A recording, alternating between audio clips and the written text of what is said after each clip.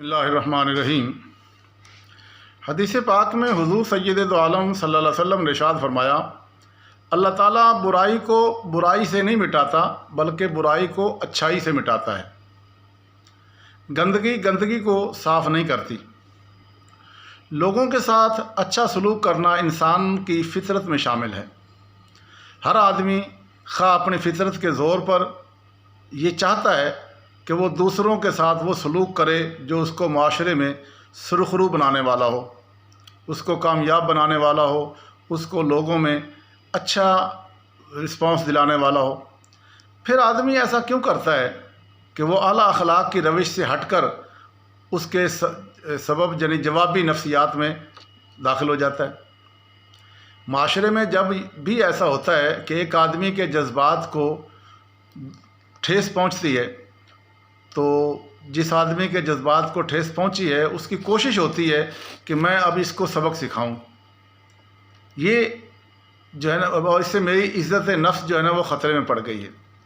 اپنی عزت کو محفوظ کرنے کا طریقہ اس کی سمجھ میں یہ آتا ہے کہ وہ دوسرے آدمی پر بھی جوابی حملہ کرے، اس کو وہی کچھ بلکہ اس سے زیادہ سکھائے تاکہ اس کو بھی درد محسوس ہو۔ مگر یہ طریقہ بالکل غلط ہے۔ اللہ کے رسول فرماتے ہیں کہ یہ برائی کے بدلے میں برائی کرنا ہے، اور یاد رکھو برائی سے اللہ تعالیٰ جو ہے نا برائی کو برائی سے نہیں مٹاتا بلکہ اچھائی سے برائی کو مٹاتا ہے۔ جس طرح ایک گندگی دوسری گندگی کو ٹھیک نہیں کر سکتی، آپ کے جسم پر اگر گندگی لگ جائے تو آپ کیا گٹر کے پانی سے صاف کریں گے؟ آپ یقیناً ستھرا پانی لیں گے، صاف پانی لیں گے۔ اسی طرح یہ بھی ممکن نہیں ہے کہ ایک غلطی کو دوسری غلطی کے ذریعے ٹھیک کیا جائے۔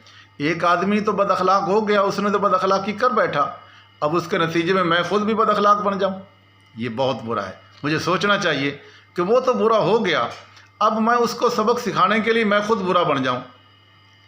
نہیں، ایسا نہیں ہے۔ بد اخلاقی کا جواب بد اخلاقی سے نہیں، اس کی بہترین اصلاح یہ ہے کہ جس آدمی نے بد اخلاقی کا سلوک کیا ہے آپ اس کے ساتھ حسن سلوک کریں، اور حسن سلوک کیا ہے؟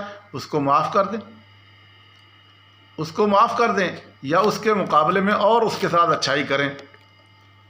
جب آپ برے سلوک کا جواب برے سلوک سے دو گے تو مخالف کے اندر ایک اور جذبہ پھر دوبارہ اس کا انتقام لینے کے لیے اس کے اندر ابھرے گا، اور انتقامی نفسیات جب جاگ اٹھتی ہے تو وہ پہلے سے بھی زیادہ مسئلے کو بڑھا دیتی ہے۔